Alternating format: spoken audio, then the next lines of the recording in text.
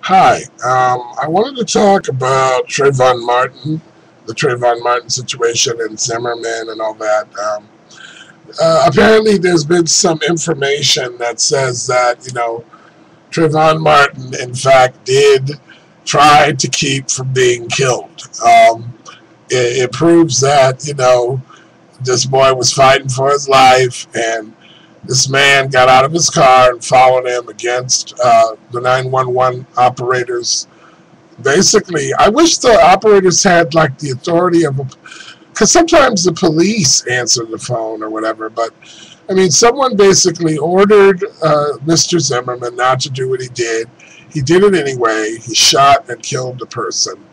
And now he has a defense and some money coming in from a website, I believe, and people are really backing this guy up because of this stand your clown law. And the reason why I play around with words and stuff is because it's interesting and it keeps me from being so boring. So the stand your clown law says that you got a right to defend yourself. The problem with that law is it's a problem. There's no sense of breaking it down or trying to get some clown from the NRA to explain it to me. It's still a problem. It was okay by law to own slaves, but that law was changed because it was a problem. It was okay at one point to not let women vote in this country. Okay, that was changed because it was a problem. There's a law in the books that says that stand your ground is legal. Okay, it's a problem. And one of the things that I love about Barack Obama, I'm going to tie Barack Obama in for solution to everything. No, the reason why I love Barack Obama is because in spite of current situation or popular opinion, Barack will still solve problems, and he won't care about how it looks because he's already intelligent enough. I mean, any person of color or a female that has been voted in as the president of this country is obviously an intelligent person. So anyway, Barack Obama is a solution-based person, and that's why I love him. And it would be a solution-based answer, if that means anything, to take this law off the books. It's wacky. It makes me uncomfortable that someone can assume that you're whatever, and it marshals profiling. Stand your ground is a marshal, is a sheriff, if you will, metaphorically, for profiling. If I don't think that you make me comfortable, then I can follow you and we can fight, and then I will shoot you. Okay, what a draconian way to handle conflict today.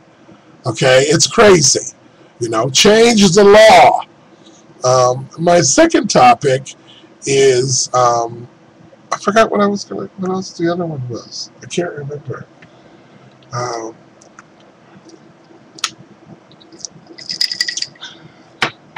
can't remember what my other topic was. But anyway, I think Trayvon, his spirit lives on, and his parents, who are really trying to make sure that justice and a fairness about what happened to their son is handled legally. I can't imagine the DA throwing out the charges simply due to the fact that the police department or somebody has reported that, maybe George Zimmerman is right, that it was all a big accident, which it probably was. I know what I wanted to talk about. Another thing, too, is this case where this young man was videotaped having intimate relations with another man, and it was so devastating to him that it was his privacy and intimacy was violated, that he killed himself. And the guy who put this stuff on, I guess he put it on the internet or gossiped and told everybody about it, got 30 days in jail for doing this. And we had just had a conversation in this nation a couple of weeks ago in lieu of that movie that came out about bullying, which I spoke of earlier on Talking Shit. And I feel as though that letting that guy only do 30 days in jail is an outrage. It's an insult to the gay community, and it's an insult to all those who are bullied: the children, the women, the minorities, the young white males that are bullied or intimidated because they want to shave their hair. Everybody who is being bullied, who is standing up for themselves, ought to be appalled at that young man only getting 30 days. But I will not question the universe. If he got 30 days and that's what the law says, then we can fight it, we can appeal it. But if it's 30 days, it's 30 days. Okay. Here's the problem. How can we look a child in the face, like some of those kids in that movie, and say that as adults, that as people who make the rules, that we are really serious about it? If the guy spends a month in jail and is the main force of another young man really just saying, screw it, I have no purpose, I'm going to kill myself. Now, obviously, that person was very, very sick, and it's very, very sad that he got that hopeless about his life, that he had to take it, that he chose to take it, and he probably felt as though he had no other choice. I've been depressed like that before, too, in my lifetime, and I'm sure a lot of us have. You know, and it's sad that there was nobody there to rescue him, that he couldn't rescue himself.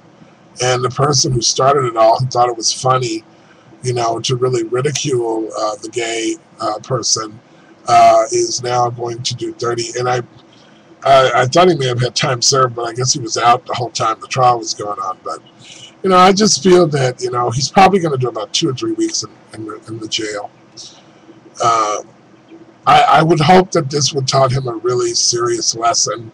I would hope that his friends and those who made mockery of homosexuality would learn from this. And I would hope that if you are bullying people, and this goes to me, this goes to anybody who can hear me, bullying to me is sort of a dishonest way to deal with your fear. And I think since I'm not a psychologist or a psychiatrist or someone who's going to give you some meds for it, you know, no medication company is telling me to sell you that. But I just feel that if we tell the truth and admit what it is, which is harmful and dangerous, and it could hurt somebody, that bullying is just as powerful as that gun that George Zimmerman used. And I think George was trying to bully Trayvon. You know, I think George was like, what are you doing in my neighborhood, fool? And tribalism and that kind of, you know, barbaric reaction to things that are different causes harm. So I think we need to cop to our ignorance.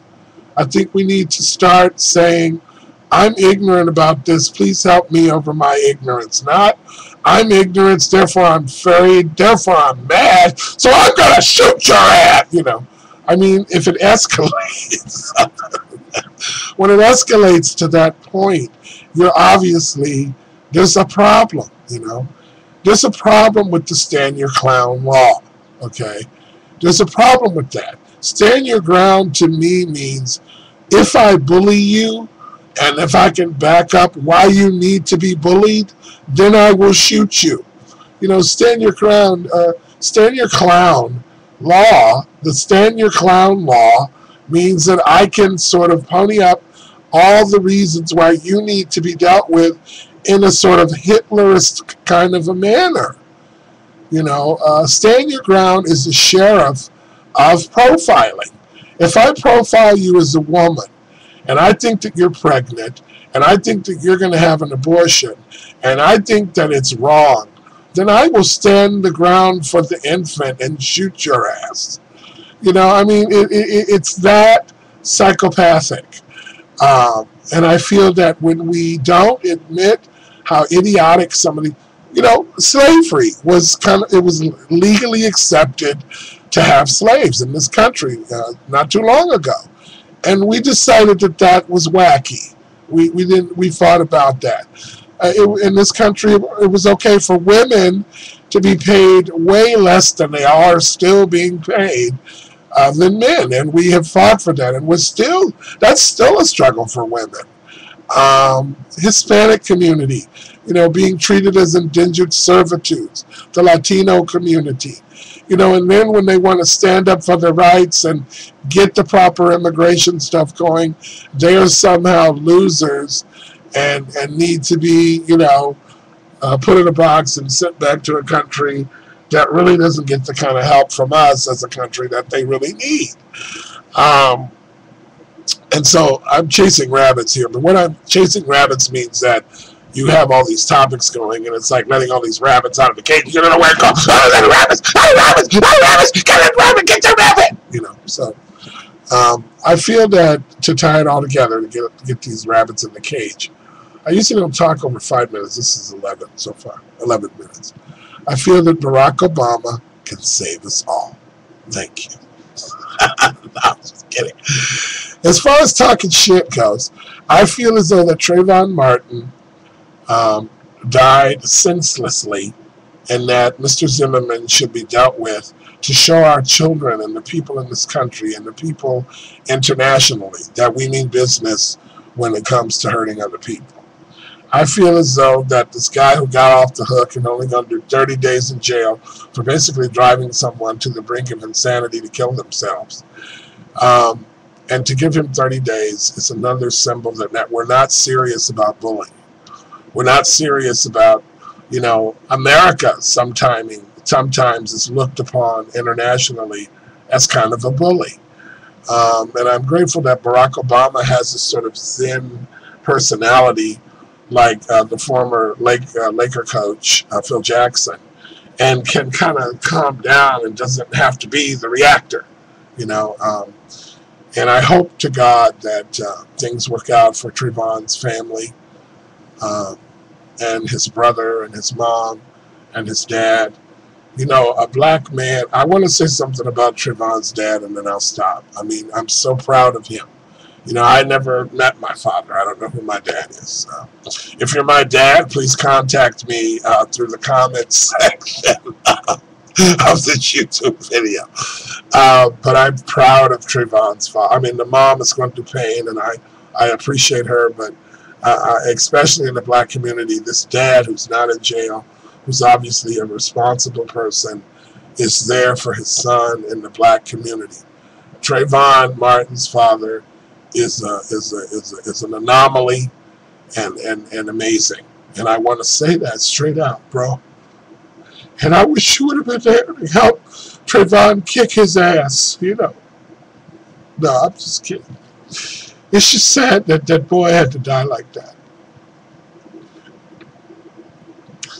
I mean, whatever happened, that he had to die because of what happened is sad. And we need to recognize that. And I think even George Zimmerman has said, you know, this is sad. I pray for George Zimmerman.